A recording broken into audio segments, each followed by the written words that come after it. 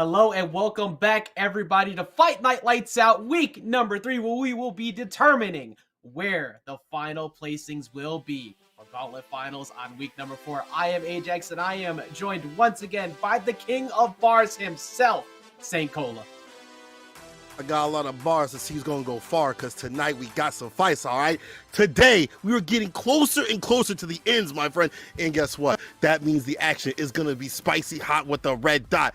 But it's a little bit different than other tournaments that we've seen before in the fighting game community, right? Is that right? Oh, 100%. We're going to talk about it real quick for you. Remember, it is a round-robin format leading up to the finals gauntlet week.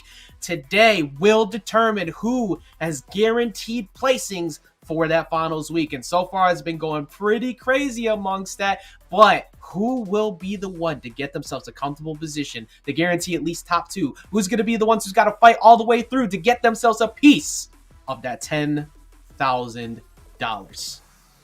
Ooh, that is a lot of guap. That's a lot of dip on that chip. 10K on the line.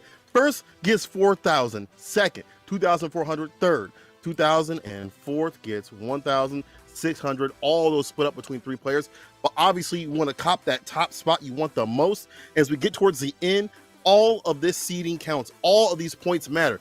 Everything down to the rounds, it all matters as we get towards the end. Exactly. For every one of these teams right now, it matters so much to perform well today in finals week. You got Team JWong, Kizzie Kay, Coach Steve, and JMCrofts, also properly titled as Team Content Creators. It has been an incredible run from every single one of them so far. Couple of underperformances, maybe even from the eyes of some, which might look a little bit interesting as we take a look at these standings.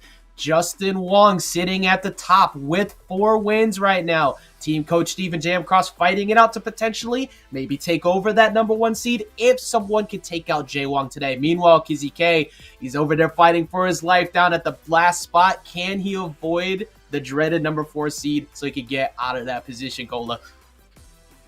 That's going to be a match we're going to see later on to see where they stand, but we're going to still have some hot action first up on the deck, you know what I'm saying? But as you said before, some of these teams, you know, you by look at the players, things like that, the score look a little bit different. Some of these players rise to the occasion. We talked about Rome even before this had happened, how he kind of stepped up. And today, my man said he's sick with it, but he may be sick with on the sticks. You know what I'm saying? I have to get a doc up in here, dude. All these players, you know, are killers. Even someone JMCrofts, like this dude, you don't see him ranked. I mean, we've seen incredible performances from each one, right? And this first match actually has so much weight to it because match number 1 is the tie match between the 2 with 3 apiece. So whoever gets this win guarantees that they're going to be at least around that top 2 seed, or they're going to be in a comfortable spot, because the last match is going to be JWong versus Kizzie Kay. So whoever ends up taking out, if Kizzie Kay pulls the upset, that means that whoever wins this has the potential, slight chance, if tiebreakers happen, to take over first seed. And we're going to hear from the 2 of them right now. We're going to go ahead and bring the coaches up. We got Coach Steve versus JMCrofts. Let's hear it. All right. I think we gave Coach the wheels first last time. JMCrofts, how are you feeling this week going into this one? You got a tie, so this matters a whole lot here.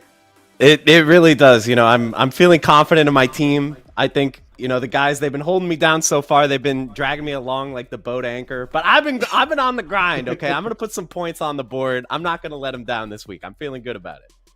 I've been watching. I've been watching you grind. Nice. It's nice to see. Scope of the stream? It's nice. I be stream sniping everybody, man. Okay, that's good tech. Hey, it's the strats, man. You got to pay attention. You got to keep track of everybody, man. Speaking of that, actually, keep a track of everybody and your strategies going to this. Coach Steve, how are you feeling about going into this? Remember, this is tiebreaker, and if Kizzie takes out JWong, that means you have another shot as well to possibly take that first seed. Yeah, I mean, this week I feel like it's like the most important one because this is really going to determine the seeding and everything. So, like, I'm just hoping to play my best, and the same for my teammates. You know, we got to just do what we got to do and get this dub. Well, I think that's a little too nice. I don't know if I like that. That's a little bit too nice. That's a little bit too calm. Look, I don't care about being nice or not. I just need the dub, man. That's all that matters to me today. All is right, the we'll dub. get the dub. All right, I better see that heat up in the match. You know what I'm saying? Like that. Give me Oh. that energy. Give me that fire. Someone's need gonna confirmation. storm the Oscar stage if we keep this up. We gotta All right. I need confirmation real quick before we have anybody storming up on the stage. JMCrofts, you and Kizzie Kay made a bet last week. Did Kizzie Kay follow through with it? Yeah, he did. He came through with the subs. Shout out to Kizzie Kay. Right, well done. Diaphone told me Alright, he said that Diaphone said that if he won, Kizzie had to sub to him on YouTube. I don't know if that went through, but Diaphone's sub numbers looking pretty good. So the people are hearing about it. That's what's up. That's what we want to hear. We want to hear some great action from both of you. Of course, we're going to get ready to get into the first match. Good luck to both teams. Cola, it's now our time to betray them. So we got to talk to him for a second. I did have you go first last week because I went first. Yeah. So it is now my turn. Okay, talk to me. Who you gonna pick? I'm a believer, man. You already know I'm a firm believer. I've been a believer in Team NY all the way through, and I want to see it happen again. Team Coach Steve. I feel like after that last week in particular, a big reason why I'm feeling this way is because they were not the happiest about the performance. And the way you just heard from Coach, he's been watching, he's been sniping everybody. So I think that they're going to have an incredible rebound week this week. I think one of the biggest key factors is, can they shut down Diaphone, who was able to get that 2-1 and make a run back last week? And can they stop Violent Kane, who I didn't get to watch it yet, but I know he just had a 1st to 10 with Reynald. And I really don't want to go back and watch it. I already saw how it goes down at the end, but I can't wait to see that. I think that Team Coach Steve takes it this week. I think it'll be a hard one to win, though, because I think that Team JMCrofts is looking a lot better over these last few weeks. Great mind thinks alike, bro. I'm out here with you. I think it's gonna be Team Coach Steve. I think he's gonna take it in the end, but we're gonna see who's gonna take it. Coach Steve versus JMCrofts coming up on the deck. And you're definitely right. This is gonna be still a barn burner, regardless of how you cut it.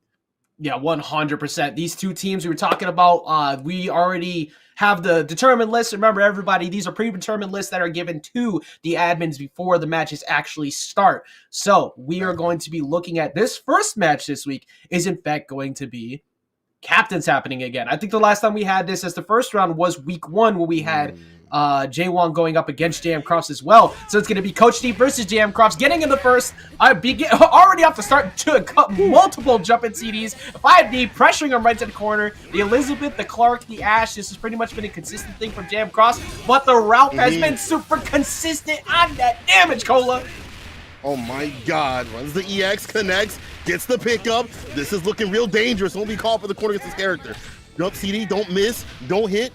Yo, Cross gotta do something with Elizabeth. With the point, as a point character, can definitely do some damage, but not this time, not this round. They're going down. Yeah, Wake Up Fireball in that spot seems like a good idea at first to try and back off Coach Steve, but because of the fact that Coach knows trade windows are good for him, he could just jump in, get that hit, call it out. Now, JMCrofts, this Clark actually put in an incredible amount of work, not only for JMCrofts, but for Rome as well, to see if he could do something here.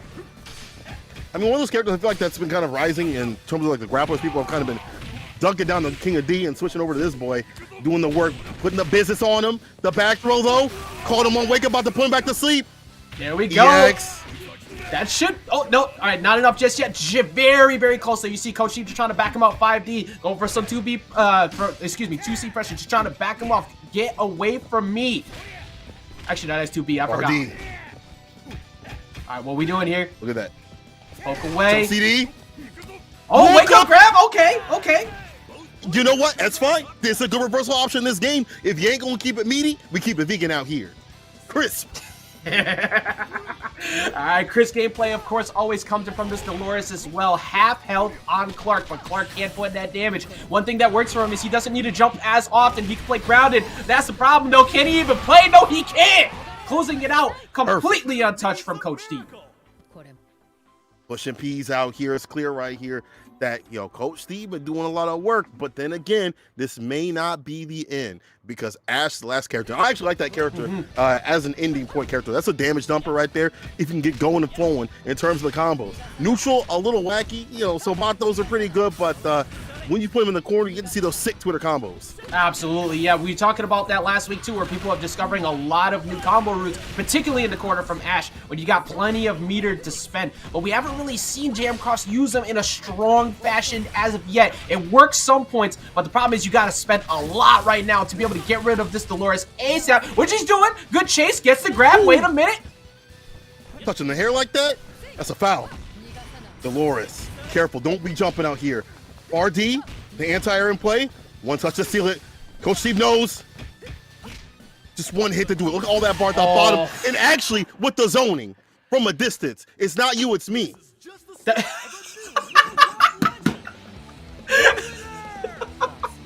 We gotta see other people. Obviously, right now it's Coach Steve with the first win.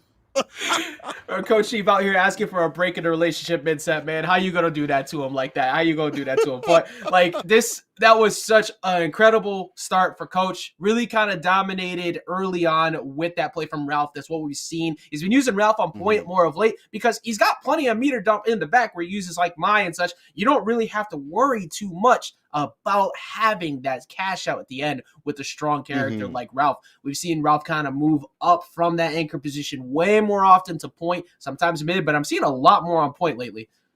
Yeah. I mean, it makes sense. Like, that character's so strong. Far D is a fantastic button. It's more than fantastic. That button is that is a button. Look, all I know is some people are just waiting, just refreshing every single day on the browser. Like, where the patch notes at? I need to see 5G go away. Where the patch notes at? Help me! Help! But I'm suffering. Oh man, Dolores even posts the slight damage scaling nurse that we saw, the super and such. It does not matter. The Dolores is still doing plenty of damage. She doesn't need a whole lot to really make it happen either, because you talking about it at the end. You were going for great pressure up close, but then you switched to Dolores, and all of a sudden that pressure, you could back off a bit because you could zone, and that really messes with Ash, who wants to be able to use that fireball mid-range game as well to move you slowly to the corner. That way you could cash out the big damage, and that just was not happening.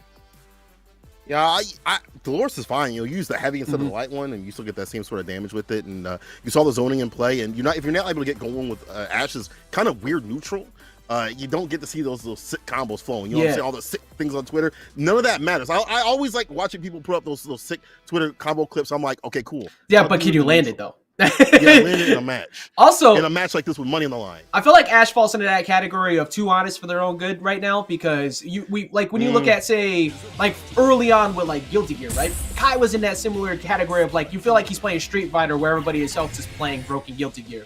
In this game, I feel it's a very similar problem with Ash, where Ash can put the damage on. Ash has an honest neutral with the fireballs, great DP, good pokes, but then you just get outranged by everything. And if you get hit once by, say, Vanessa, you're going straight to the corner, and now you have a very obvious 50-50. Do you DP or do you not? And it just becomes very frightening from that point. But Ash still can do it. Clark has looked incredible. Got rid of the Ralph. Let's see if the Elizabeth can actually show up this time as we get into round 2. See what it do. Coach Steve with one on the deck. Bar D, and again, that button, just a round start. I'd like to see some Shadow Strike, come through. If you got Bar against this character, because we have seen, like, like later on rounds, I should say, we have seen people start with that button, or CD and things like that. That's actually a really good point that I saw Nerd Josh point out. But the dash and throw, corner pressure. Exactly, just run up again. Look at this pressure from Coach Steve, moving him right to the corner. Right now, you got to respect the lows, but when do I go for the overhead? When do I jump in? And it doesn't matter because you just keep jumping in. I feel like Elizabeth just does not have enough to box out Ralph, whereas Elizabeth does do well with that against, say, like a Terry. So maybe a switch up would be beneficial, but it is only best of 3, so you got to make it work as we see if this Clark here can get back into it. See if it can happen. And we did see the Clark do a lot of work for putting the 9-5 plus overtime against a dude like Coach Steve. Pop in the corner, made up the DP, didn't have the range of the throw. Right back at him with the super, though, and the knockdown. All right, good blocks. All right, here we go. Oh, unfortunately, couldn't really get anything else after the hit confirmed, so JMCrofts is going to take a big punish right here. Big amount of damage. OTG, that should be enough. Yes, it is. You knew what was coming, and that was looking a little free. Unfortunately, JMCrofts has lost 2 of the characters. Ash got to do it by himself. He does have 3 bars, but how far can Mans go like that? Throws out the EX, locked on the neutral, and Coach Steve says, I dare you. Call me Lumberjack. I wish you would, because I'm going to DP you for free. I'll tell you, man, I feel like JMCrofts has just been looking for that one episode to upload. It's like Ash with the OCV. It's like Ash broken, question mark. They're just looking for that opportunity, but right now, he can't do that. But man, look, everybody got a plan until they get punched in the face, and that's pretty much what Ralph is going for right now. A dive punch. Put him down to the ground. DP gets out of the corner. I like that. Jump in right there. Deep dish addition with it. Don't want the fireballs trying to outzone this character, but if Coach Steve makes a big read, it'll be lights out. Big DP right there, slowly walking him to the corner. This is what you need is Ash. Now you bait out. Right, there you go. Calling him out on the way back down. Oh, this is definitely going to take out Ralph. Okay, too far still on deck for Ash. Is there hope? It's slim, but it could happen. You never know. Don't let it be you version 1. That's back to half health. That's 2 bars. Still plenty of opportunity. You just got to be able to deal with this Dolores. We did see this character be the problem point, right? This was the one that took down Ash in the end. And Coach Steve working with this character. Far D. Missed the Shadow Strike too far out. Waste the bar. Up in the corner. And look at this slick with it right here. Coach Steve. Good blocks. Eating a few fireballs, but wanting to block it out. I think the biggest fear that JMCrofts is going to have is watching out for the command grab, because you have been doing a good job on blocks. You don't got to worry about it anymore, though, because you got slapped with the backhand right across the face. Oscars, baby. Great job from Coach Steve taking it out there on a 2-0 set. Not even getting to see the Mai. We were talking about how, you know, Ash has that really honest kind of balance play. Maya doesn't believe in honesty with the way that she cashes out meter at the end. That fireball gameplay, it's so strong, but absolutely the MVP of that match being the Ralph. Just shutting down first character easy. The Elizabeth barely got to actually play. Amazing job from Coach Steve taking the first round. You definitely saw him read the rhythm of the normals, the economy of normals that Mance was trying to spin.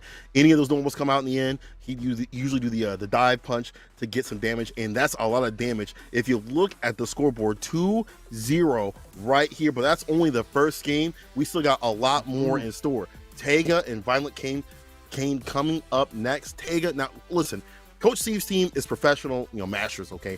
They'll mash no matter what it is. They get paid to mash on wake up, on defense, offense, anything. They got that. But someone like Violent Kane, he's been a professional for years and years. Been doing top spots in tournaments and things like that. If he's not top 8, he's first place with it. And I can't wait to see what he's gonna do to take his face. The way you've been pushing the professional matches all 3 weeks, man, I feel like we got to get them shirts at this point. Like we have to get them shirts for Evo, bro. Like just specifically, we actually have to. You on the like front of the shirt, right? With like professional masher. Just look it up. I think this match right here is going to be a huge determining factor on how things go forward, right? Because we just saw the 2-0 coming from Coach Steve. Teiga is very strong, but when you look at it on paper, Violent Kane, like you said, Violent Kane is, he's regularly winning TNS. He did just, I believe, got second at the last one. I didn't finish watching this last week's episode yet, but watch those. But it's still, he's so consistent. So we saw a very similar thing happen where Teiga ended up getting lined up against Reynald, and he said that he felt like that was one of the bigger skill gaps he ran into, but he's a competitor. So bounce back from that. Think about what you got to line up with. If you do run into Violent Kane, how do you deal with him? And I think that there's a shot that Teiga does, if not take maybe get the upset, at least get the 1 round in there to make sure that there is no tiebreakers. Because once again, this is 3-3 apiece here. Whoever wins away with this, if we go down to tiebreakers at the end, will help determine between potentially 2nd or 3rd seed, or if Kizzie Kay pulls off that upset, potentially 1st seed. I think this one's going to matter a lot here as we get into the 2nd round. And things will be moving around, so you definitely know what's going to be going down. A lot of great King of Fighters action, people. And you're definitely right when it comes, I make fun of Teiga a lot. That's the homie, so I got to give him a little bit of toxicity. It's the boys, man. You got to do it to them. You got to keep boys. Yeah. We do that to keep people humble. That's the thing. Exactly. But I feel like he was definitely humble last week because I couldn't even mess with him on the tweet. After I saw what Reynald did to him, I was like, I'm going to let dog simmer a bit. You're going to come back like that. Someone like that is a competitor. Someone that's a competitor in multi-games, has won tournaments, top 8s in many games, knows how to stay solid, something like this. And you know he's going to have a lot of dirt and grime to stay fine out here. So Violent King got their work cut out for them. And again, we definitely positioned Team Coach Steve to get that win, and nothing to JMCrofts, nothing saying anything wrong to them, but I feel like I look at how the player lists are right now. I think Coach Steve sending out their captains first, knowing that they got the strongest support, and then having the momentum carry them was a very smart pick. Can Violent King wrestle that back from the brink? Let's see. Yeah, see if Teiga can avoid it coming down to the final match where Yurikov will go up against Diaphone, who had an incredible week last week. Or does Teiga come through and have a strong performance, not breaking that team comp, rocking it out with the Robert once again, the Rock and that Andy always at the back. For Violent Kane, however, we talk about him all the time. The Keo, the one to worry about. We saw a brutal beatdown of Keo's last week between Andy and Violet Kane. So let's see what happens here. We're gonna see the Terry off the start rather than at the back, which is not something we're normally used to seeing too much as we get into round number 1. My man got the gray hair on the Roberto. Hold up now. My man said I'm aged like fine wine. I feel like Teiga. I feel like Robert got that money to just like go ahead and just dye it silver just cause. Like just cause it feels like it. Now this I'll be a silver fox at 20. There we go. Now that's gonna matter a lot. How often does Teiga DP out of those situations or not? Because we mentioned it before, Terry has big damage, but he doesn't have the best overall mix-up game. So you have to be careful with how often you do that, because Violet Kane is going to be looking to punish those on whiff. Very even so far already to start things off, Cola. Very, very even. Teiga trying to play that zoning game. This is like, that typical shoulder play that he wants to do in any game, and that's why he definitely picked up Robin. I like him running that off the grip, but he wasn't watching that guard meter, dog. Get dunked down to the ground in the DP to find the finish. Man's holding north to put him south. Violent King with the first one gets it done. South 6 feet under with that Robert, man, looking like Granddaddy is. And now what are the things that you have to worry about when it comes to Terry? We talk about the mix-up game. You gotta watch out for just getting straight up EX elbow. Never mind, we get big damage. Oops. Now you're in the corner. I like the cancel into replicant. Oh, you see him whipping a button. Don't be doing that. I'm gonna get you with that gap. Man, like Teiga on duty with it. Amazing job from Teiga, and now we're seeing the Rock Ditto. Brock, all right, Wisdom with the Brock Howard meme the other day, by the way. This man straight up loses to every single one of the queens of the game. So right now we get to see Rock, who actually gets to fight it out. But so far, this is like nice respect to both. You don't want to be the one to overcommit. And there's a big opener from Violet Kane. A lot of meter on deck, cashing out in the super. Raging Storm actually picks up the DP, that's free. The 6A connects, EX, and the ashy elbows. No aloe vera on that. Violent Kane, say I got the better rock today. Oh, you know that hurts, just like that cross across, like they're coming across the face. But speaking of the ashy elbows of the businesses, man, have been hitting you with them for years. Coming in with that big damage off these elbows right now. Oh, that's a big whip punish right there. Coming through, catching him for dropping that rising tackle in front of him. Super for the corner carry. I think you're gonna have to dump a lot of bar to go far. He does have 3 bars. He does have to worry about his resources later on. If he takes on the Rock, he does have to worry about the Keo later on. But it's not over just yet. Violent King can make the comeback. Quick max into a lot of damage could happen. Take it with the EXTP. Knockdown. Swing decision. Blocks it out. Oh, you can see, yeah, it looks like Teiga was actually trying to bait out a rising tackle right there or something aggressive. Oh, that should be able to bring it down the last. Yes, it is. Catch it out of the super. You were just saying it. It's not over just yet. We got full health back now onto the Andy. We got Violet Kane with 3 bars. We got the Keo with 3 bars, but this is the Keo. We got to watch out for that overhead. You got to watch out for mix-ups. You don't even have to worry about it, though, if you keep pressuring him like this. Rekka's on him. The knockdown, no anti right there, little sharp angle right there. You definitely have to worry about like those dashes, those command dashes. Don't let those go for free because Teiga's gonna intersperse those. There's the quick max, and just like that, the super in the climax. This might be the end, my friend. After this sequence, you have one more guess, one more decision. Woo! Power of the sun coming through, baby. Light him up. Oh, he gets hit, but he decides to instantly wake up and he baits it out. That happens to the best of us. You get put in that position where you're trying to get out of pressure. You don't want to get grabbed. You don't want to get mixed, and then you go for DP immediately because you feel like they're going to rush it down. But Violet Kane, he's been here time and time again. He understands how that situation works. He's going to wait for you to act first. He's got plenty of health. He's in a position where he could comfortably rely on the fact that you're going to press a button first. He takes round 1. And all that was kind of predicated, I feel like, because of the fact that we've seen a lot of those DPs, not only on Wake Up from Teiga, but just in the neutral. And that may be something that he has, ingrained himself from other games, but he's got to think about the other defensive mechanics of this game. There's roll and things like that. You definitely can block it out, go for guard crushes. You have Shadow Strike and things like that. I'd like to see him use the other defensive mechanics that are on the deck. And if he could do that and put that together, Violent Kane might be in some trouble. This did go to the limit. This did went down to the last character. So Teiga, if he can shore up things with all the characters, Might be seeing a final game, final round. I think that was the best part about that whole thing. Like we were, Violet Kane has been at the top, but Teiga is a competitor. We kept alluding to that before, but it's about putting that to work. You got to show people with your performance. He did. He brought it all the way down to the last character, got mixed up a little bit. Violet Kane took advantage of it, but there is still another round that two rounds you could potentially get out of this to see if he gets back into it. Fireball War dash in situation. Didn't get the burn knuckle, unfortunately, too far out for it, but he's still gonna push him in the corner. I like this. Put Teiga in an uncomfortable position where he's gotta go for those DPs, where he's gotta start thinking about those reversal situations and rotating his options. Yeah, you see, Violet Kane is just spacing him out with these 5Ds, going for a couple power waves to try and bait out some jumps, but EX kicks coming through, cash out to DP, actually, never mind, just keeping him grounded, keeping him on the side, try and keep this pressure up here, good fireball game, empty jumps, just trying to get his way out, Cola. He might be able to. Violet Kane back to mid-screen. Big jump is mean. EX bar spin. Oh, this is huge. Go for the super. Wait. They didn't have enough meter for the finish. All right, this matters so much. Can you close out the Terry? Can you get this health back on that Robert? Robert is one of your best characters for sure. As he gets him, and he gets the Terry gone to start things off. You'll need to get a little bit of health back on the Robert, but you can slowly chip away at this rock. That's true. That would be a good play. Get this character down to like half life, and then you have two characters to back yourself up. And that's kind of the cool thing about King of Fire is the fact that you have other characters waiting in the wings. Another wake up DP, and Violet King gonna put him back to sleep. Eyes weren't even open. Something even before that DP was the last time that Teiga went for a similar block string like that. He went for double fireballs again. Sorry, he went for it the first time, so he did it again, and Violet Kane saw through it. He knew that he was going to go for double fireballs because it's not a true block string after that point, just to try and keep him scared, and he found the opening. Push back in the corner.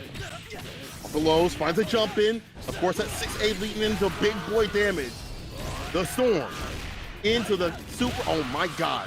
My man is dead and done. Spend it. Oh, man, that was exactly how we saw that last game go, too. He went off of 2 interactions to get the dub, but Andy did get back into it. 0 bars on the side of Rock. You have 4 on the side of Andy, but you can't get too aggressive because that's going to cost you, as he has a whole character up right now. I don't know, man. Andy, as an anchor character to find the finish against 2 powerful characters like Rock and Kyo, I don't know. All I do know is that Violet King is putting the work on him, trying to get another perfect KO, trying to push P's out here. So he's got that damage on. Yeah, don't do it to him. You gotta watch out. The jump in.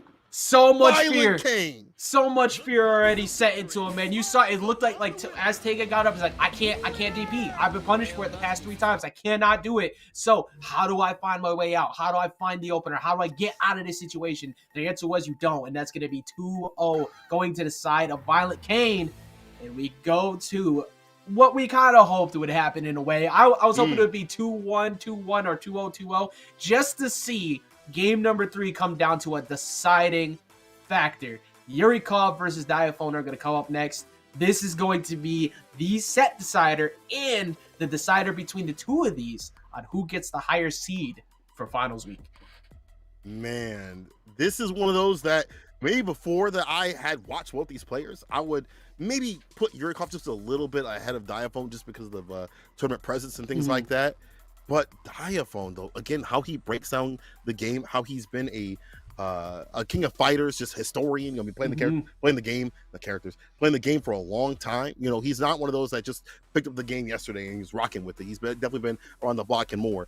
The way he's been turned volume recently has been really incredible. So this is one of those matchups that, before everything started, I was like, Yuri might probably have it, but now it's really hazy with it. So saying anything's gonna lose, it's hard to pin who's going to take it in the end. I'm going to be real with you. I think this one is in for a game 3 because Diaphone after last week, we saw week 1 had an incredible set. I believe it was against Reynald, who we saw him kind of putting in some work but couldn't seal the deal, which happens to a lot of people against Reynald right now, right? But then last week, he had another great set. I can't remember who he beat, but he brought it up and got it 2-1 over them after a slow start and worked his way back in. This is a fighting game player. But Yurikov does have, like you said, that tournament presence. He got that dub over at CT GamerCon. He consistently performs well, amongst other things, when it comes to the online events too. And just in these tournaments alone, these couple weeks, he had a rough go about it game 2 against Rome, who had an incredible set against them, but he was able to clean it up.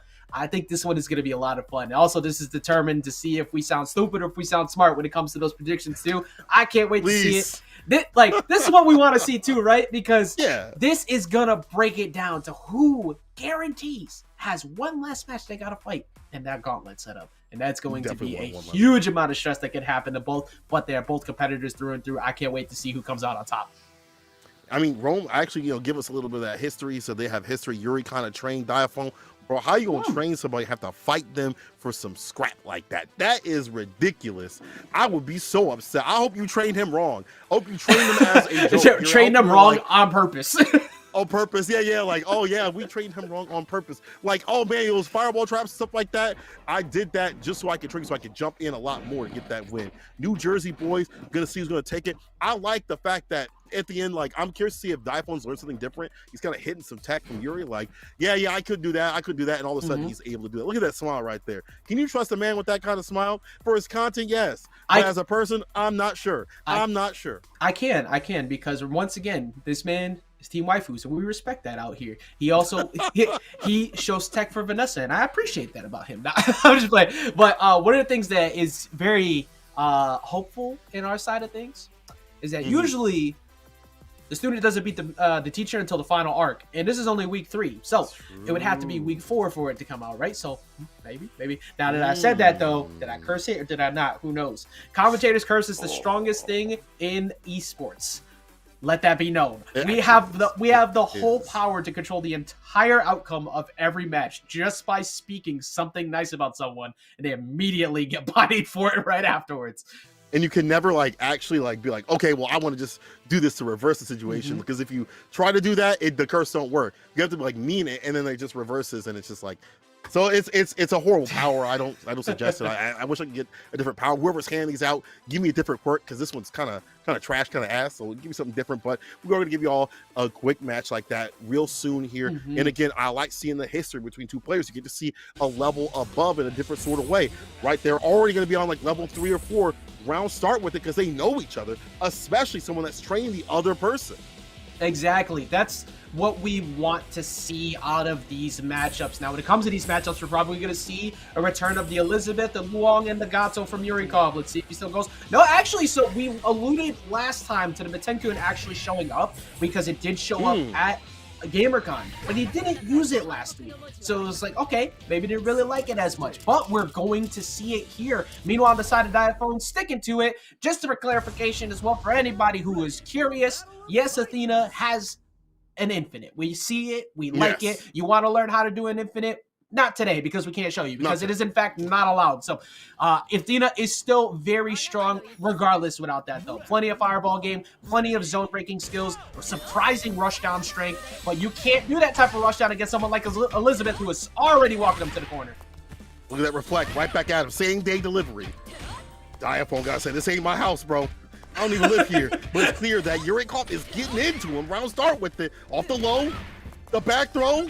Setting up for meaty. Oh, tried to get the cross up, but did not line it up perfectly. However, you talk about, Elizabeth is just controlling the whole pace of this match. Short hop, DP gonna get out of situation. You gotta get something going. You can't really psycho ball, because, that's exactly why. You can't psycho ball, because Yurikov was jumping and moving around to look for the defensive psycho ball. You knew that you were in a scared spot because you're losing neutral a bunch, and now you get to bring out the Vanessa.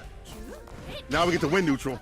Expeditiously get to get on the Grizzly. You find those hits to do it. The corner carry. Oh, actually gets a side switch. Lucky boy, put the guard cancel right there. Get out of that corner. Yuri was aware. Don't want to be in that pain position.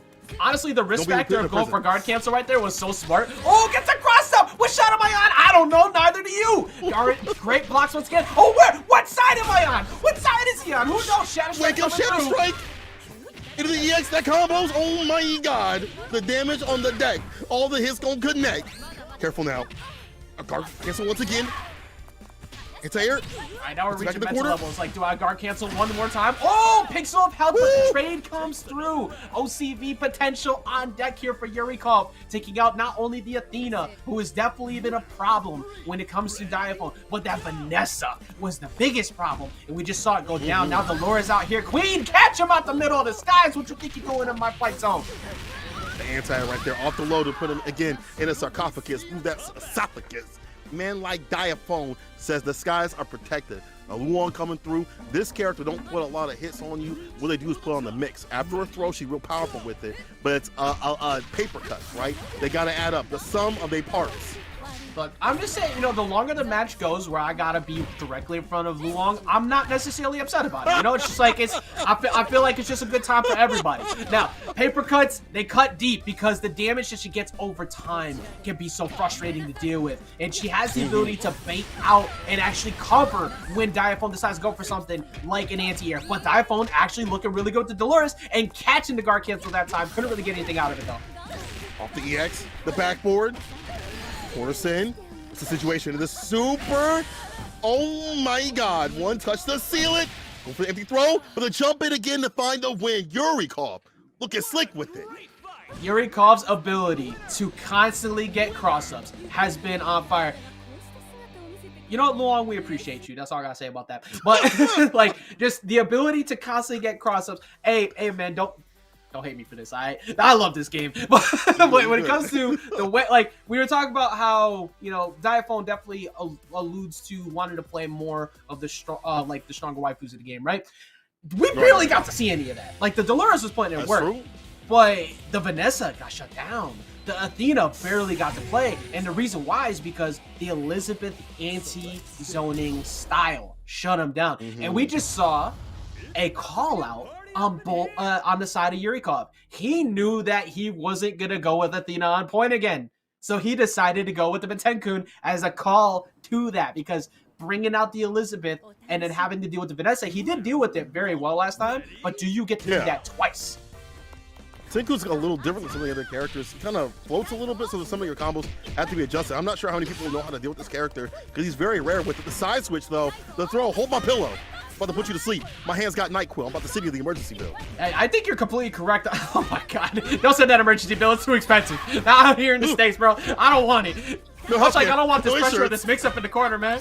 Like, Metenkun is one of those characters that you're right. You don't, like, I think it's like the only one we're really seeing right now. So having to learn that matchup on the fly, super stressful as we see him box himself right out of the corner. Yeah, trying to find that lunge punch. That's been Diaphone's kind of flavor. And he gonna save with his damage. Look at that corner carry. And the fact that she builds up bars, get those combos going in the corner will be dangerous. Look, gets the pickup. This is punishing as closer to the super doesn't even need it. Absolutely mixed. Not going for the full string. Just waiting right in front of Yurikov to then cash out the rest. That was such a good bait from Diaphone, who takes the first character. Oh, Diaphone answered back like that, but Yuri getting into him. Going with that corner push as a bar. Of course, gonna go for the super to seal it. Spin to win. That's how we do it in the end. Push and piece for that perfect KO, and there you go.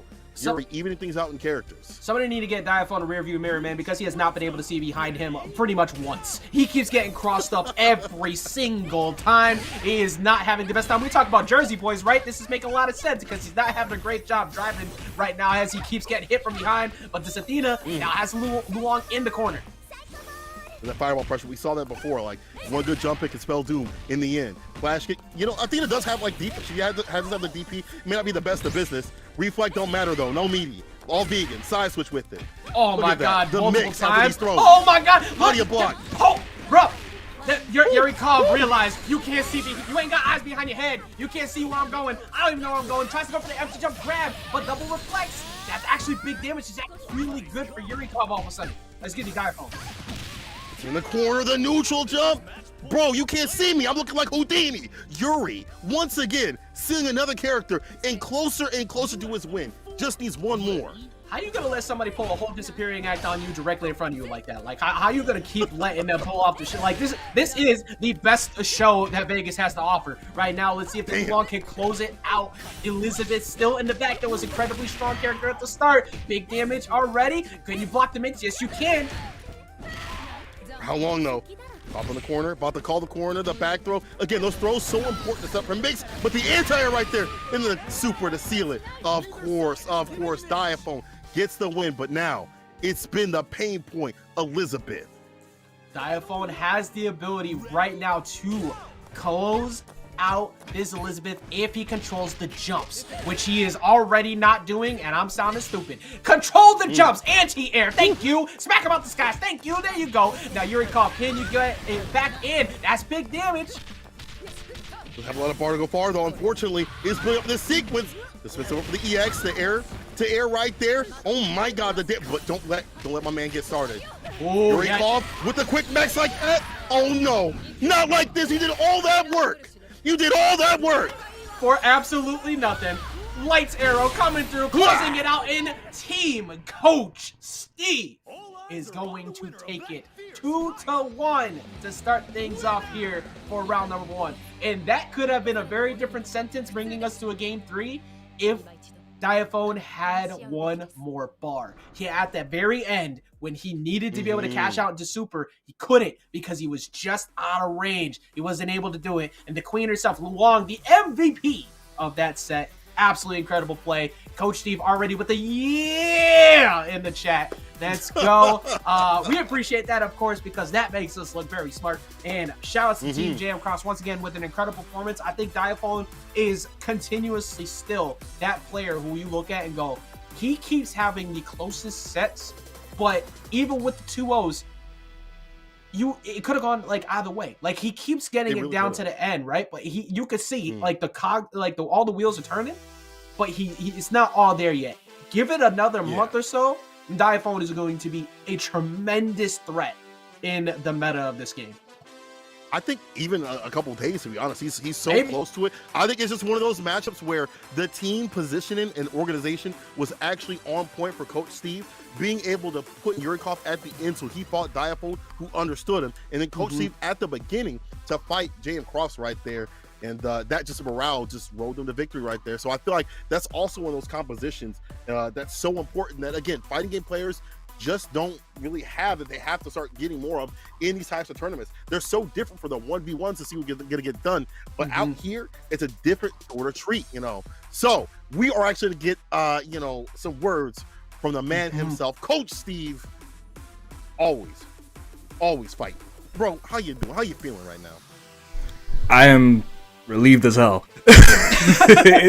it started getting a little scary, but they did the job, man. Violent Kane, of course, he's too damn strong right now. That one's definitely difficult. You can't see it on the notes that I had before the match. I had question mark set determiner on the last one because it depended entirely on was Teiga able to get a dub or get like the upset on Violent Kane. Yeah, because the first set you had a pretty good lineup, but like that Violent Kane one is definitely the one that was like, ooh, hold up. That one's always up in the air. Yeah, like the order I wanted to play Kane. I felt like I had like the best chance to, even at least I just get like one on the board for us. But Teiga did a really good game 1, and then Violent Kane just turned it up game 2. So, I mean, it is what it is. Yeah. And then Yurikov hella clutch. So yeah, we did our job for the night. Yeah, incredible play. That was honestly really strong adjustments from Teiga from the previous week. And I think the biggest thing that works well for Teiga being lined up against Reynald and Violent Kane is he's getting exposure to some of the best in the business. It's only going to make him better. So that was really awesome. So I am glad it worked out the way it did for him. So yeah, and then Diaphone too, like, you know, he's that one of those people who, as time goes, we were just talking about it, is going to be a huge threat. Like, he keeps just missing out on closing out some of these sets, and I think he's going to be a problem as time goes. But Cola, man, we smart. Man, listen, I've been a believer since week 1, though. Just want to throw that out there. Just put that one once again. But part of the thing is, I mean, part of the reason why I'm a believer is because man's been put on his own tournament. So that knowledge, that character knowledge, starts to come out even more. When you start participating more in the FGC, people don't know this, but the more you watch this stuff, the more you watch the games and start experiencing the games and playing them, the more you start learning. And I feel like you having your tournament series probably helps out a little bit. Can you give me a little bit about what's going on with that? Yeah, the Burn a Fight series is chill yourself. The Burn a Fight series is a new weekly that I host every Tuesday right now. It's an 8-week series, but I'm giving a chance to the PC side and the PSN side of things. So, you know, nobody feels left out or anything. And then at the end of the series, I'm going to have a final 8-man bracket for $500 minimum for each platform.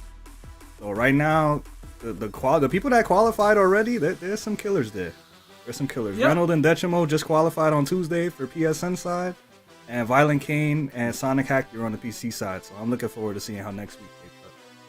That's amazing. Actually, before, like, for the final shout-outs before we send you off, where can everybody sign up and join up on that? Because we want to make sure I'll like, put the these are link about right now. community. These are about Smash.gg. building everything up. Smash.gg/burn to fight. The PC one is coming up this Tuesday. All right, make sure everybody checks it out. Smash.gg/burn2fight. So you can join up with the community tournaments that Coach Steve is putting on. This man is incredible. We appreciate him. We appreciate you for joining us once again for another interview. Let's see if maybe you take away that first seed, because the next match we got coming up is going to be a big one. We got Kizzie Kay versus Justin Wong up next. Cola. Man. This one is going to be insane potentially, because Kizzie Kay has been, let's say, underperforming a little bit compared to what we were maybe looking at when it came to the team lineups, right? But he can cause a big upset possibly here if he gets the W, which will put it to 4-4, and then we got to go to tiebreakers. You know, it's one of those, again, where like the team composition matters so much. Hell, when I actually first started, making my predictions and things like that, it was so difficult because I was thinking, well, these people have these players and stuff like that. But there's a lot more to that. As we just saw, just even this last set, right? Mm-hmm. Where you stick your team members, the team composition, the matchups and things like that, all matters. So now I feel like Kizzie is going to be working as a unit to make sure that they got to get the job done. Obviously, this is the last week with it. They got all the points on the line to stay fine, but they know that they got to turn up like volume right now. They don't have a choice. Hand them the aux cord because they're going to turn up. However, Justin Wong being that top spot, it's been looking real dominant. But listen, before we dominate y'all with some more matches like that, I'm going to need y'all to hold a bit, because when we come back from the break, we're going to have some more sick King of Fighters action with some flavor. Don't go nowhere.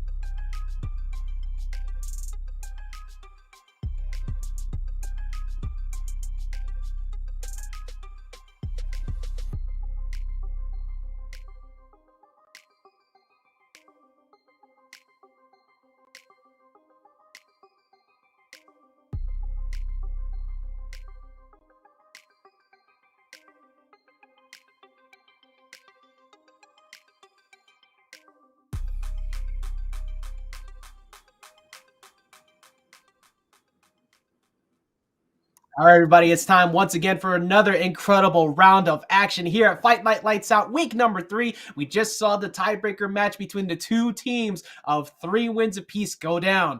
Do we see the team who has been holding it down this whole time take a loss, or do they continue to move forward with this pretty much undefeated streak that they have going so far? Cola! We got jwong versus Kizzie Kay.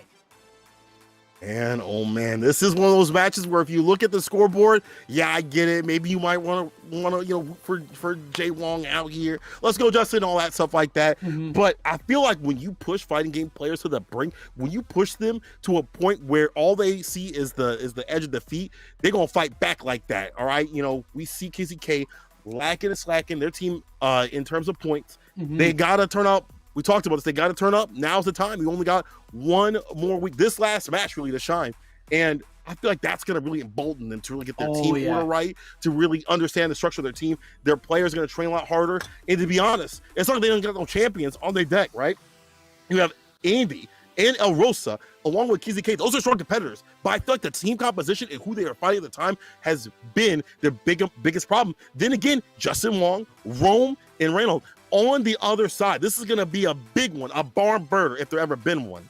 Yeah, exactly. I mean, you got pretty much the best player in it right now with Rainold, who, whoever you line up, is going to be a good time for you. And then Justin Wong, of course, with an incredible show of performance last week with that Vanessa. And then Rome performing series very well, too. We get to hear from them right now. We're going to actually hear, not from Kizzie, we're going to hear from Andy and Justin Wong. How y'all doing? I think we gave the wheel to jwong the first time last time. We haven't heard from you at all, Andy, so we're going to give you the first. How are you feeling about taking on the current #1 team so far throughout all these? Oh, man, these guys are amazing players, so I'm a little, shaky right now, since they still have an undefeated record. This is not shaky time. This is that time to talk that good smack. Why are you being humble? That's not what this is about. You are a champion. You are a Sam Show god. You got that nooch. How are you going to handle this week? 2 evil champions and probably the best casual player in the whole tournament right now, in Justin Wong. So. Casual. See, you guys know. Turn up now. Don't worry about it. Don't worry. Okay. Don't worry about it, Andy. You know what? Don't worry about it, bro. Justin, what do you got to say to that? Where's your smack talk? What you got to say to that? I'm just casual, bro. I'm just here to do Vanessa's light uppers, go random with the cross ups, just trying to get my points from my teams. That's what it comes down to. But I would say overall, it's gonna be probably a fun match either way because everyone is good, everyone is strong. I would say the only thing we probably would have to be worried about is not get hit by the nonsense, right? When it comes down to it, because some characters are pretty nonsense. Not my characters. I play casual characters, but. You know what I mean? That's all. Casually broken. No. I think he's on the side. Vanessa, she needs it, and I respect that. She needs it, bro. She has, it's been a while. Fair and balanced gameplay. That's all we're talking about here. Cole, I'm looking down at you right now. Yeah, just thumbs up. All right, we got this. We're good. All right, we're saying, look, SNK, don't pay attention at all to what's about to happen when it comes to those buttons from Vanessa. But I think this is gonna be awesome. The two of you are going to have an incredible set upcoming. I think the team lineups and how you guys have these set up are going to be a big factor in how this goes down, because I'm looking at it right now and I feel like, Andy, you got a lot on the line going on you, but I feel like with the way that you've been playing, especially with that Kyo last week, it was you're about to get Kyo nerfed by yourself. So incredible matches upcoming. Thank you so much for this interview once again for the two of you. jwong currently sitting at the #1 spot. Best of luck to both teams. Get out of here. Thank you. All right, go. All Head right. on out. Go and get. All right, man. All right, I had to reveal it the first time last time. Remember, it is now time we betray the captains after we just had such a nice conversation with them. Cola, where are you sitting this week? As much as I was buffing up my boy Andy, I always love him. I love the memes that he be making. But I'm trying to be safe out here, bro. So it's clear I got to vote for Justin. I'm so sorry. Justin is my pick this time to win. What about you? For one, if you keep picking the same as me, it pretty much is going to guarantee that I end up walking away with the dub at the end of all this. That's all I'm saying, because I am also sitting on what's team wrong with... Bro, I don't understand. You gotta understand. You gotta go for the underdogs. That's what I'm saying. You gotta change it up a bit. But now, I am going, of course, with Team Justin Wong this week right now, because after last week, going like looking at the performance that they had, the way that Yeah. the best casual player in the business is, he's a content creator himself, man. Panda's own content creator, jwong. He actually, you too. You're also content creator, Panda too. Yeah, you know, But you know, incredible play coming in from him, of course, and then Reynald. Reynald has just been literally winning everything. Like, so Yeah. that's almost a guaranteed dub depending on how you line it up when it comes to that first match. It's such a crucial thing that the person fighting him performs well.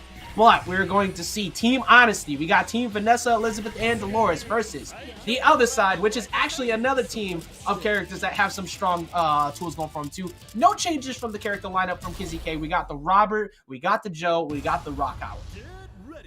Team related to Terry in some sort of way on Kizzie Kay. And Justin Wong, a panda versus panda. That's what he said. I was like, dang. My man said, I want to have the lore beside me. And honestly, he got SNK beside him because all these characters are strong with it. Then again, Justin Wong got them top spot characters right there. Starts it off with one of the best buttons in the business. Jump seat, he puts him in the corner around, start with it. And the answer right there, off the 2C. It's jwong. He's going low, baby. You already know. And he catching him again. Justin Wong had such a good job last week of getting so many jump-ins to condition those lows. And you got to respect him every single time. Justin Wong going with fair and honest gameplay, pressuring up close with Vanessa, and backing out immediately once he realizes that the 2D there was not safe, and just giving himself some room. Another sweep off the feet, and that's a sweep off the character right there. Mr. Clean, Mr. Clean. That is Justin Wong getting the first win. And looking sparkly with it. Now, honestly, again, we got to talk about Vanessa being so strong, but then again, you got to deal with the zoning. Full screen edition by someone like Kizzie Kay. Be careful. I think Joe's one of the best, could have been one of the best. Potentially could have been one of the best answers. You got to get out of the corner first, though. Sliding his way out. There you go. Now, when it comes to Joe, you have access to, like, plenty of pressure. You got plenty of damage. You have the ability to cash out in the 90+%. Now, this is all hypothetically speaking, though, because you actually have to hit somebody first. Shatter Strike, you're going to get him out of the corner. I like that defense in the offense. Back to mid-screen. Stay in mean. Hold this throw. On the wake-up, meaty fireball. Dash right behind to stay fine. Runs the EX, falls on it. Forgot about the multi. It's looking like a twister out here, Wisconsin style. Oh, man, you got to watch out for the weather forecast. That is a healthy dose of punches coming in from Vanessa. Absolutely storming onto the scene, taking him out once again. 2 characters down. Can we see another OCV from this Vanessa? Justin Wong has been doing an amazing job with such an honest character. Wow. If anything, I'm going to send all these clips to SNK because right now, today, Justin Wong about to get that win. The fact that she builds up bar in these sequences, in these corners, and doing so much damage, it makes her so deadly. And it's hard to get out, but he's going to find a way. So he's an exercise to stay fine. Just has to put some damage on it. Oh, man, traded out on the cross-up, too. Kizzie Kay had an opportunity to potentially take out that Vanessa right there. And there it is. Now, cash out the super. Absolutely do not even take a chance at that. Get rid of the Vanessa so you can start working on this Elizabeth. All right. Now you got to deal with this character. I do feel like the zoning game, obviously, not going to be as strong. And be careful about how you throw that out. She can reflect it right back. Same-day delivery we've seen before. Jump in. And some of the things that also make Elizabeth so good are her jumping situations. You know, she's got some of the better jumping buttons in the business. Just runs a throw, the meaty fireball dashing situation right here. Tried to bait out a parry with the low, didn't get it though. Trying really hard to. And Elizabeth is just kind of like the winner of simplicity is key in this game because all you got to do is stay grounded, poke game, cash out instantly, calling out the wake up and taking him out. Vanessa put in that work and Elizabeth shuts it down.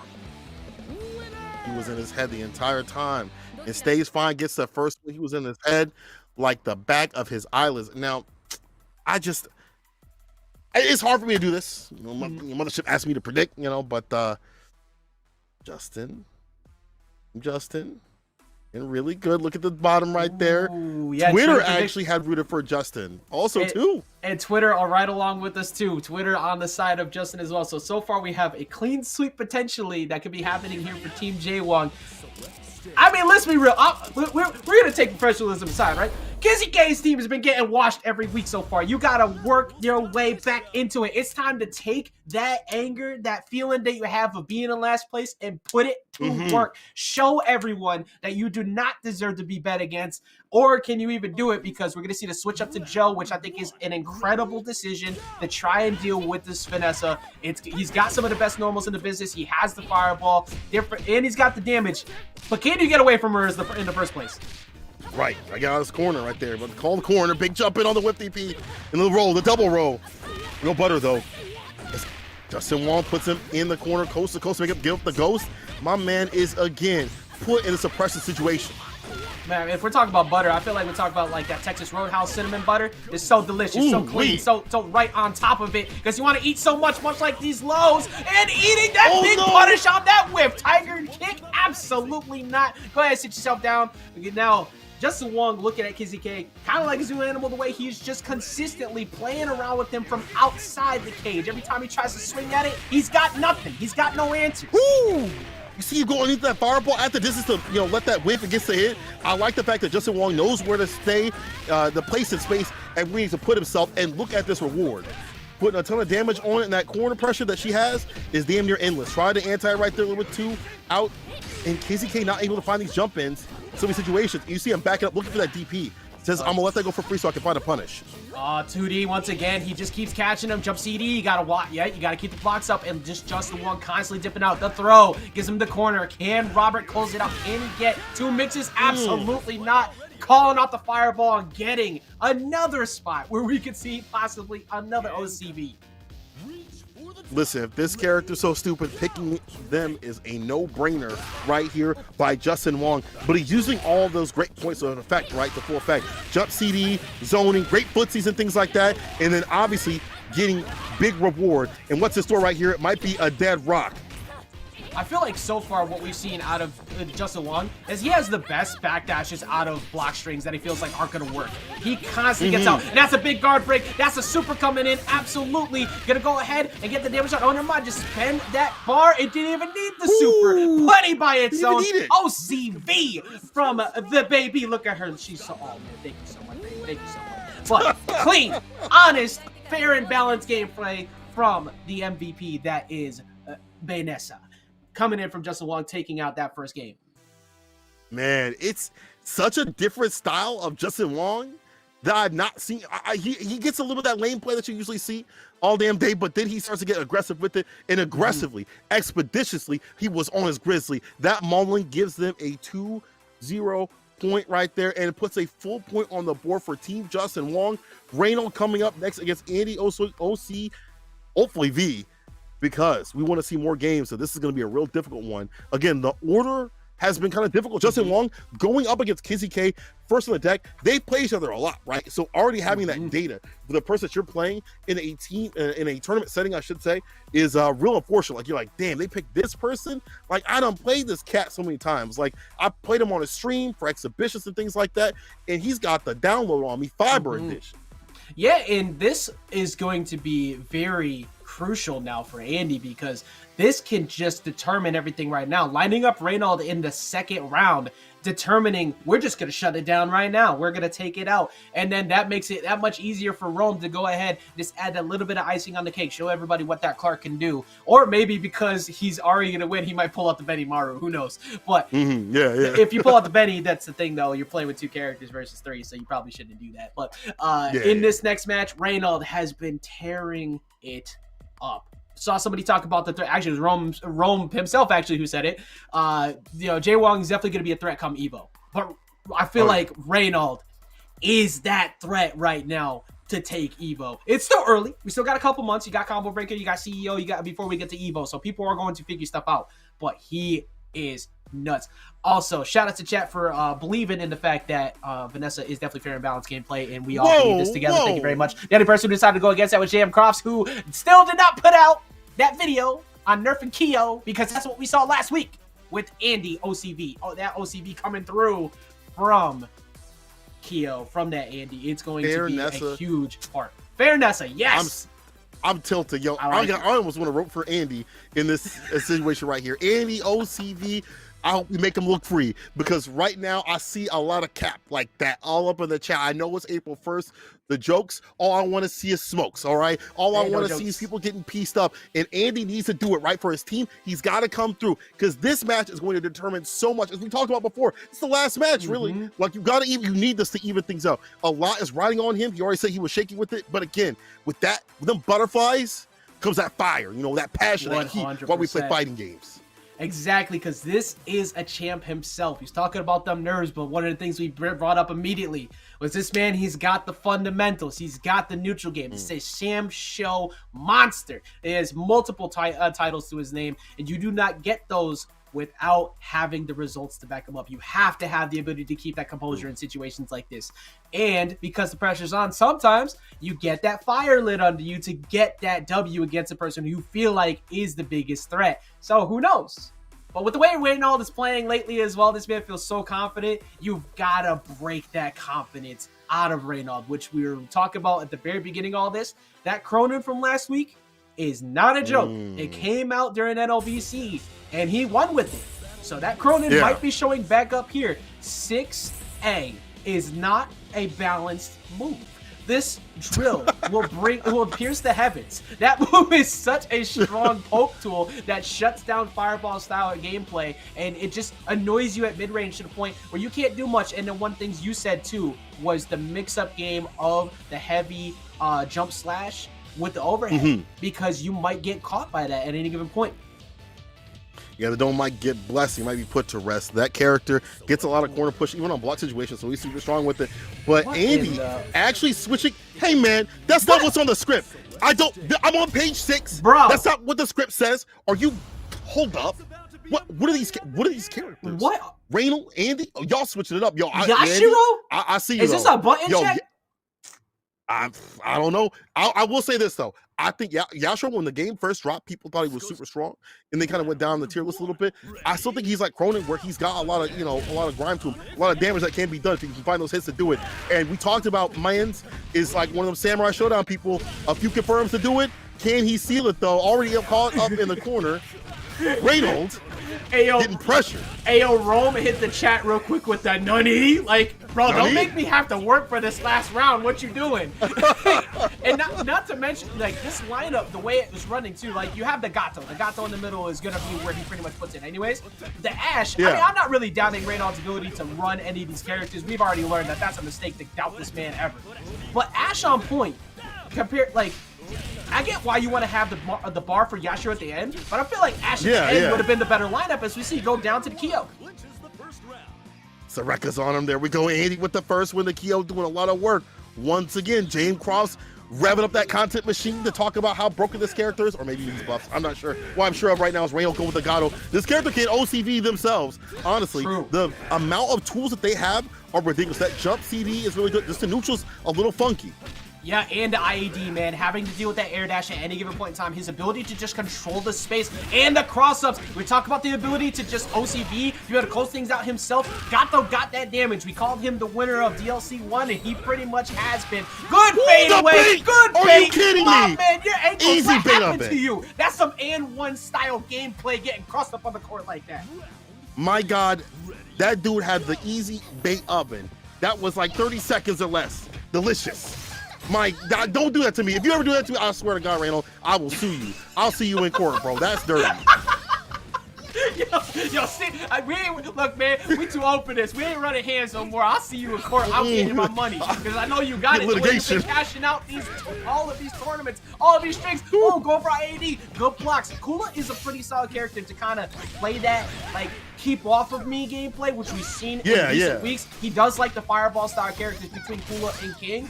But can it be enough to take out Gato? He's actually, oh, never mind. That's a big whip punish. That's big whip punish.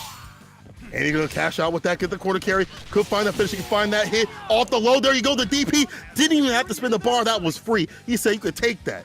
That's like a free sample at Costco. And there you go, Andy.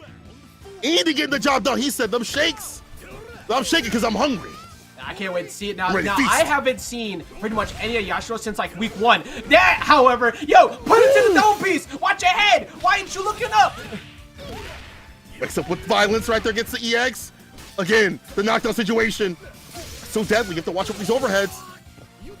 This man's whole game plan is like, what if I just backhand you with the meanest hit that you have ever seen in your life? Now, Reynald has 5 bars. If he gets rid of Cooler right now, he's getting a decent amount of health back, and we're looking at a Reynald favor match pretty much, because King does have the ability to get the fireball game. but that didn't matter that much from Kula either. What happens here when Yashiro has 5 bars to play with? King has some honest style gameplay, but she's got some work to do. Yeah, a lot of work. The 9-5 plus overtime. Can it happen? One big jump in. Here we go. Quick max to get the conversion like that. But on the American reset into the super, the climax. Yo, watch the red. Watch the red, people. Almost dead. Actually, it's a rep like that. It's a rep like that. Bro, Akuma, is that you? Like, my man came through and shut it down. That whole hammer fist. This is, you know what? Don't ever doubt Reynald. Just don't doubt him. Just literally don't doubt him ever. That King, I feel like the matchups didn't line up well for King at the end against Yashiro because King wants to slowly poke at you and it has good cash out, but it's mostly just another show style as character. You're going to be fireball gaming out. You're going to try and poke away, moves him to the corner. Yashiro don't give a damn. Like, neither does Reynald. He really didn't. And he was doing so well that Yashiro. That's one of the things that's so great about this game is that it's easy to put your characters if you understand the system of the game and then find what the characters are so strong at. And if you getting like seeing like a character that maybe like you don't get to typically see like Yashiro, because not many people play the character, is kind of like threatening. You're like, dang, who plays this character? It's like if you pull this character out, you probably know what you're doing, right? So like I'm sure Andy's like, damn, I ain't seen this character since launch.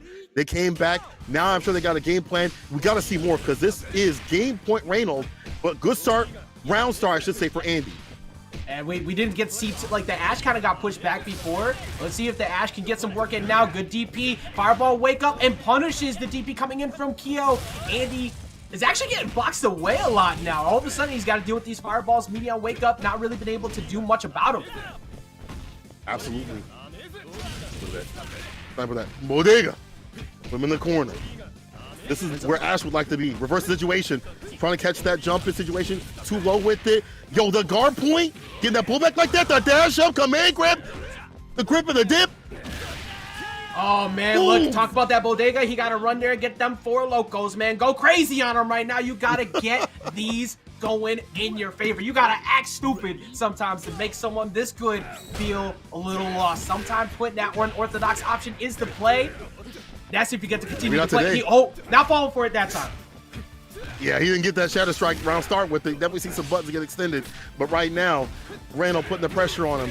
Locks it out, full punish. One more hit will do it. Reynald not willing to spin the bar to go far. The DP, anti-air right there. Reverse the situation. Look up in the corner. See, yep, keeping it simple. Just trying to poke him out. Going for a couple of 5Bs, 5Ds. Just try and catch any jump-ins from Andy. At that point, you have the ability to poke him out. A lot of health right back to the Gato. Pretty much even game. The Gato was doing solid against the Kula before, but I feel like the Kula is actually been much more rushdown heavy than we're used to seeing out of him. I feel like Andy's just like loves to hold forward with it. Yeah, I usually see her like around like the breath range is where I feel like she likes to play maybe, but she can be really annoying with some of her normals. But once you kind of slow down against this character, make her look like a clown. But not right now. Andy getting into Rainold, put him in the corner, makes out the normal right there, but the back throw though. Oh, good reversal throw. No. Oh, that's big damage. Shadow Strike. Cashing up to super. What's the mix? Where does he go with it? Oh my god. Oh my god. Go. I don't know how you didn't get hit. Everybody else did. How do you stop that? My man's with the clone. Shadow no Jutsu out here. Pick up EX Fireball.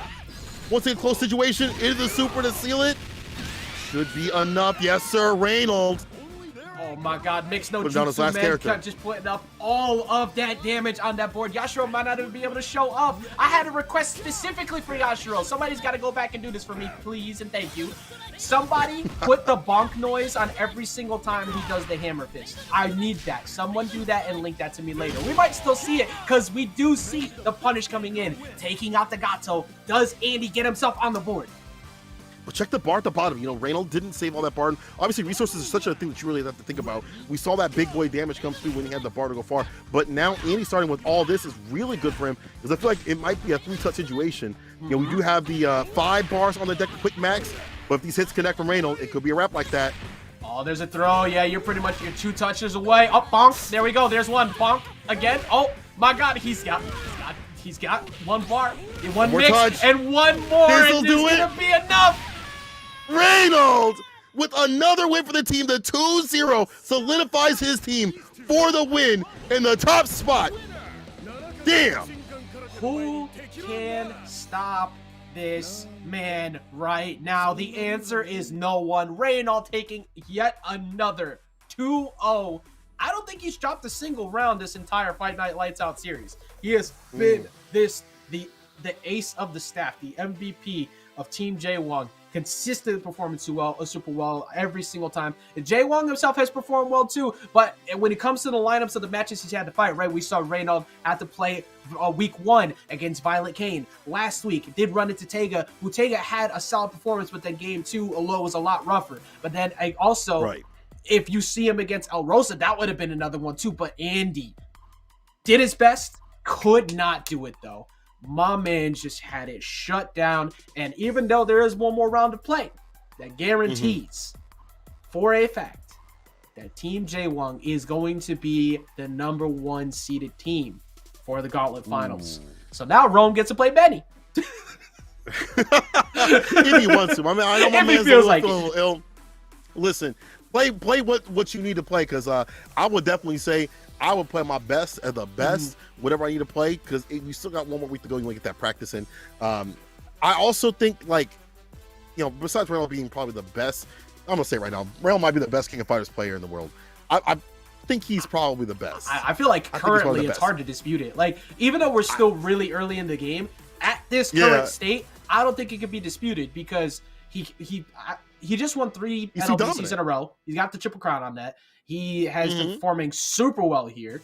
Violet Kane is definitely, I think, contender for second, but after that first 10, even though it's a first to 10, like, things happen. Yeah. Reynald still came out on top, so it's like, and he's just playing whoever he feels like. Like, it literally, like, don't let your memes be dreams with this man. If you tell him who you feel like playing, and he's just going to do it. Because I was getting ready to talk about Cronin this week, and then he goes and plays that's what I was thinking about too. Dang. This man is crazy. Oh my God. Yeah, somebody said Yashiro is Yuri's little cousin, bro. The switch up, and he probably better than him than Yuri right now, because he's slacking in that game. But in this game right here, we have the final game. I just want to go back to the team composition being what I think is the most important thing of what we saw. You know, 2 players that played each other previously, and then you just had Reynald going up against Andy. I feel like if things were switched, we might have been seeing another game, but it is what it is. Rosa and Rome getting some practice and still putting down some great competition to end the night. It's still going to be all right fight. People, stick with it, because Rome and Rosa, Rome's been turning up. Rome's been ridiculous lately. Like, Dog said, come see me on the sticks with a mic. I'm all right. I love watching it too, because we talk about Teiga being able to fight up against some of the best and like help himself grow too. Rome is doing the same thing too. This Clark put in some work. Noticeable missing piece. No King of D or Shermie for that matter, because we saw some Shermie come out from Rosa before too. Instead, we're seeing the Joe, which we do see often, the Gato, and the Ralph. So it seems like the Gato is kind of taking the place of that King of D, which does personally sadden me a bit, because I do love watching it. But we out here to win, as he tried to do right now. Yes, Clark got him stuck in the corner. Wakes up with violence, a DP in the super, some damage, and the roll to get the size position in. Knockdown right there, the 2D. With the fireball, I like that. Rome has no chill, man. He wants up close and personal at all times. Ooh, great anti-air and great jumping. Getting the first character is Rome, taking out Joe. And what I think is definitely one of the more annoying matchups for Clark, because like Joe doesn't need to commit pretty much at all to Clark. He can let you come in and then get big whip punishes. Hey, he just walking up on him. He's going to get that package. Delivery is in service and catches him again. Wait a minute, yo, this Clark is cooking. Ooh, again. Over to the super. Oh my God, break the back out, let the bed rot. Make this man drop. Look at the damage. One more good sequence. Rome doing real good. Fantastic in the neutral against a character that's super strong with it. But Rome, you said you were sick? You're definitely sick with it, bro. Sick, like, get the doc in here. Clark ain't even at the job, man. He out here at the barbecue flipping up burgers, getting them nice and crisp, because he is cooking the best business right now. Do we see an OCB from Rome himself with the Clark over Rosa? It might be. It might be. Could it be like that? Gotta get in to get the win. Up CD, up CD. Right, there you go. Oh, wake up, trying to get him, but he did not. He just played just out of range. This is Ralph, so plenty of pressure, plenty of big boy damage. As he catches him finally on a mistake. Rome, he had to rein it in a little bit right there. Catches him with the low, and incredible job from that Clark. Cola, though, we did see this Ralph put in some work last week, too. Yeah, we did. Rome definitely got a Ralph. He definitely got a Clark. I feel like, when you get off the Benny, start feeling the power, the real power of the top tier out here in Rome. Again, even though he said he was sick, the way he's playing right now, he's really on point. Maybe that's just the tech right there. Shadow Strike to stay out right, using the guard point right there, breaking through. I see you, Rosa spinning the bar. Big respect to it, too. You got plenty on deck. Might as well cash out as much as possible. OTG to get that extra damage. Got him on the cross-up, and that was a two-touch interaction. Take him out once, catch him on the cross-up, spend all that meter. OTG, once again, yes, sir, takes him out and gets himself back into the game, taking a lead at that. Just like that, character to character. I love it when it goes down to the wire. But bar at the bottom for both characters. Both can sync each other. Gets the knockdown 2D. Off the low, side switch. No big deal right here. And these jump ins could get got. Try and find that RD. Didn't get it, though. This is one mistake away from either player. There it is. Big damage coming through. Cashing out in the corner. You got one. Actually, no, never mind. I forgot Climax is on deck. Light him up. Bloody! Don't walk at me, dog. Don't look at me like that. That's a wrap. With the flames in the back. These little cheeks are gonna clap. I'm gonna stop. All right, now you out of pocket, bro. My regret. Woo. My bad. My man, look, just the like. Actually, I'm not gonna let you walk away from that one though. What was that line you said real quick at the end again? I was playing, but still, incredible comeback right there from Rosa with that Ralph.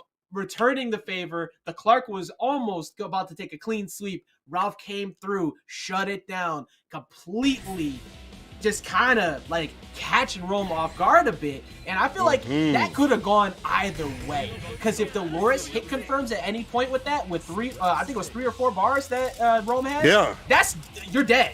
Like that, I think it was at what, 60? Yeah, you're dead there. So it was on El Rosa to not make a mistake. And Rome wasn't able to clutch it out. But I feel like with the way that Rome started, he could possibly still take a dub. Like, that was a really good start. Fantastic start. Can he find the finish? Rosa, already up a game. Still going with the Gato, the Joe, and the Ralph. Not switching, obviously, until they lose. But Rome sticking with the team. And I feel like the team is not the problem. It's just find those hit confirms to do, as you pointed out, that one touch to seal it. Can he make it back from the brink? Or is Rosa going to find the first win for the team in the end? Let's see if we can find it right here, right now. Rosa is kind of boxing him out. Great job. Just like keeping him stuck using like repeated pressure with 6B or 6D in general. Just like, look, don't try, 6B, or I keep messing it up. Forward and backward. You get what I mean? All the kicks. Just great pressure up close and personal to keep Clark stuck in the corner. Fireball pressure too. Don't really matter though. This Clark has not really been fearful of that. Like, Rome has just done an amazing job on defense, kind of validating the fireball game. Yeah, and I feel like if you haven't really established that, we haven't really seen that from Rosa in terms of like how pressure the fireball game can be.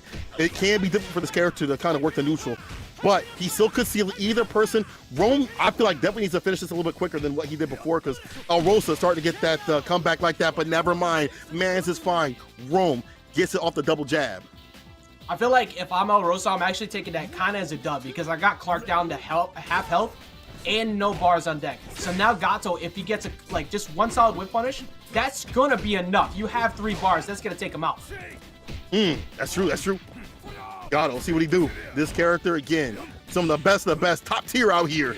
Is neutral again, kind of wily with it, but Rome getting these conversions, that corner push to pick up, little hop with it, the hop step, let these hits connect.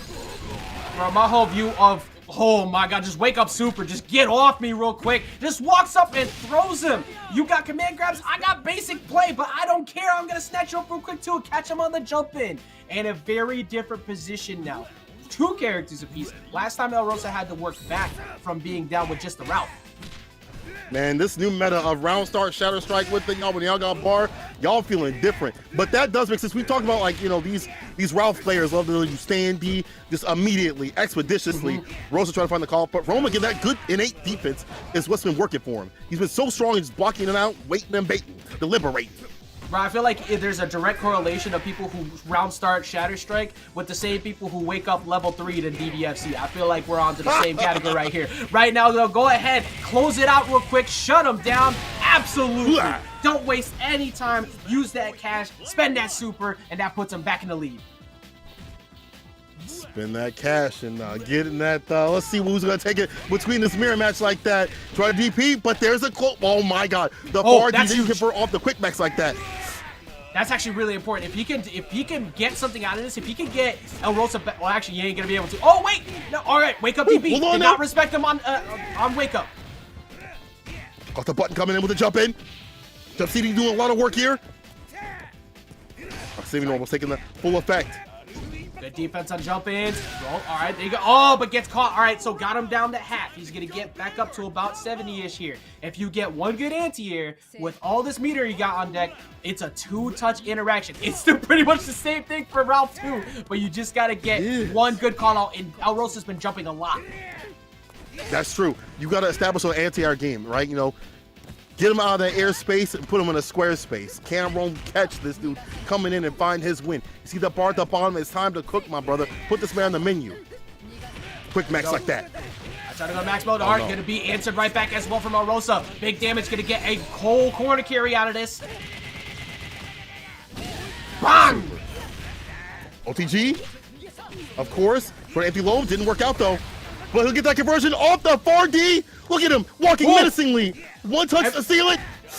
Multiple empty jumps, and then he catches him slipping one last time. The Ralph was too strong from El Rosa, but what an incredible performance from Rome, working his way back into that. Did an amazing job, but El Rosa's Ralph was so good. The Gato did put in that work that second round too, but the reverse OCV on game one, and then that one right there, again, shutting down the Ralph Ditto was so important. If he did not win that mirror match right there, we would have saw game 3, and I think Rome would have started to figure something out because that Clark looks so good. It did. But I'll tell you who's looking real good right here. Team Justin Wong getting the 2-1 over Team Kizzie Kay today. And again, it was really about that team composition where Justin Wong had placed their players in the right sort of way for that play. We saw Justin take down Kizzie Kay, Reynald take down Andy, and then Rome losing to El Rosa, but it didn't matter in the end because they were so front-loaded with it. And that probably was, hey, let's put our two best in the front to put the rest to rest and let Rome just kind of chill out because he's not, feeling under the weather, and that worked out for them more than well as they are solidified in that top spot in the seating. Absolutely. And also for El Rosa, real quick, it seems like El Rosa found a home with another character he's looking for. He was going through that character crisis a bit. We love seeing the King of D. We love seeing Dinosaur, but that Gato seems like it's here to stay. It looks so clean. He had the ability. He had like really solid mix-ups. He had good simple gameplay, good cash outs. But when we see El Rosa reach those mix-up games that we're seeing with Rainold with that Gato a little while ago, because he's gonna get it. That is going to be insane. And speaking of Reynald, currently pretty much the undisputed best in the business right now for this game. We get to talk to him real quick. How are you feeling about that? Oh, there you go. Can't hear us. You can't hear us? All right, we're gonna now I can hear you guys. Now I can hear you guys. All right, there we go. There we go. You are unmuted, and you missed the entire build-up. So, as I said, as we've been talking about pretty much throughout the entire thing in these last few weeks, you're pretty much the undisputed best player currently in the game right now. How are you feeling about your performance with the team, and how are you feeling just about in general about your state in the game? We're number 1 right now? Well, you guys are number 1 right now. Bro, you're such a strong bro. I can't deal with you, bro. You are top spot, bro. Score. We keeping score? You trolling. Wait, this is an event? Well, you are a menace, bro. Where am I right now? Hold on. I'm done. I don't know why I expected something serious out of this. This guy is such a troll. So, I was expecting better competition from my competitors all around. But it is what it is. My team won. We're first seeds. That's just how it's gonna be. That's it. All right. See, that's what we've been wanting to hear. That's what we've been wanting to hear all of this tournament, man. Reynald coming in. I don't think you've dropped a single game this entire Fight Night Lights Out. Now, also coming off of 3 NLBCs in a row, getting that first at 10 dub. I feel like at this point, if anybody bets against you on Combo Breaker, on CEO, like you came over Yashiro after we just hyped up your Cronin the entire part. You messed up for that. We were hyping up that Cronin. Why'd you guys do that? Why'd you I guys don't know. do that? I have no idea why I Because expected you've been playing that anything out of character a you. lot. What the hell do you mean? I just watched an What? exhibition. What I do watched you you play 10 games with that character. you What do guys- you mean? You guys not see my main character Yashiro? I've been using him this whole time. Oh, I haven't. I can't roll my eyes you know hard what? enough right now at you. Honestly, I at really this cannot. point, look, man, like I got the 3 at the beginning of my age number. I'm starting to feel like I'm developing memory loss early, man. Like you got me all messed up. You need to get your Reynald. you need to go to your doctor, get that checked. I do. I need to check them out. Like it's gonna cost me a lot because it's not cheaper out here. But I'm sure I could just forget about the bill too at this point and how you perform. We're gonna forget that you're even in the bracket. Actually, it's not gonna be only 2 people on Team Jwong because you've been trolling us too hard. But no, bro, Cola, man, like. all right. You know, Reynald, you talk a lot of smack out here. That's all you do, but you bring it back like that with your play. That's cool. We saw great stuff from you today. Any shouts that you want to give to the people out there? What you want to say about your team or anything like that? Talk to me. No shout outs to nobody. This man. All right. PSA. For anybody playing King of Fighters 15, Rainold is your target. If you plan to shut down anything, any tournament, period, you will have to get through that level of confidence that this man has right now because that is the Evo champ and looking like what could be the champ of 3 upcoming tournaments if people don't shut that down. Jwong picked quite the pick when it came to getting Reynald on his team, man. Bro, I couldn't even take. I had to take a lap around the house. I was like, I'm not even playing, and I'm frustrated. But it's he put the work in, and then we see the win right there. Team Justin Wong taking it. Is that what you want, Reynald? Is that the process you want? You got it. Yeah, so man. that means all of our stuff is solidified. Is that not? We have our Yes, teams it is. situated for the seeding. Yes, it is. Let's go ahead and take a look at those standings. After all of these weeks, we have the determined placings, and it is right down the line. Team Jwong will be sitting comfortably at that number 1 spot, guaranteeing that they get first or second. Then Team Coach Steve is going to have to fight up against the winner of Team JMCrofts and Kizzie Kay. Now, for anybody who is unaware, this is gauntlet style format. The 4 positions that were decided, teams 3 and 4, Team JMCrofts and Kizzie Kay are going to have to fight each other first next Friday. After that, the winner will be fighting up against Team Coach Steve, and then the winner of that takes on what is the strongest team right now. Does somebody get that Cinderella story? Does somebody get that big upset? Does somebody take out the confidence that is Reynald and the best casual player in the business, Justin Wong, and a fire commentator and player at that too, Rome himself. Even though I know he's not happy with how that last one went, you should be, because you performed extremely well. Even though you weren't able to close it out, you go back and look at that, you're gonna see the things that went wrong. Cola, I cannot wait for next week.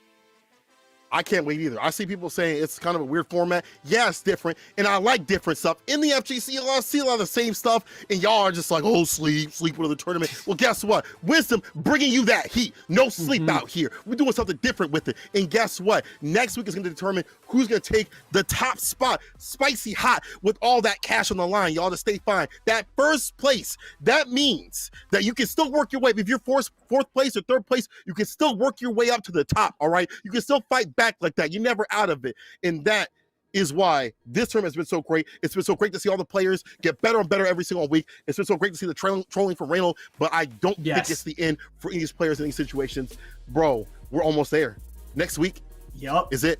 Only 1 week left, man. Shout outs once again to the best bars in the business, that is Cola. When he gets going, there is no stopping this man. Much like every one of these teams that has been performing well, the only team that is pretty much in the position to be stopped is Team Jwong, but we saw the great all-around team that is Team NY, also known as Team Button Mashers, dubbed by Cola. We got Team JMCrofts, Team Content Creators, and then Team Kizzie Kay, who is currently looking like they might be getting some McDonald's instead of some steaks with that money at the end. They got a lot of work to do if they don't clean it up. Let's see what happens next time. Cola, how are you feeling about that final week, and how, like, what can we expect, man? We're getting ready to close it out. I don't know how I feel because I'm sad it's the end, but at the same time, I cannot wait to see y'all slug it out. I can't wait to see the top level of the US's best go at it for that final spot. Wisdom, Fight Night. The last one is next week, and I hope you're all tuning in to see who's going to win. It's going to be super hot, but then I bet my mom's name on it, people. So make sure y'all don't miss a damn moment. Make sure you get your snacks and come back like that, because next week is going to be more than a treat.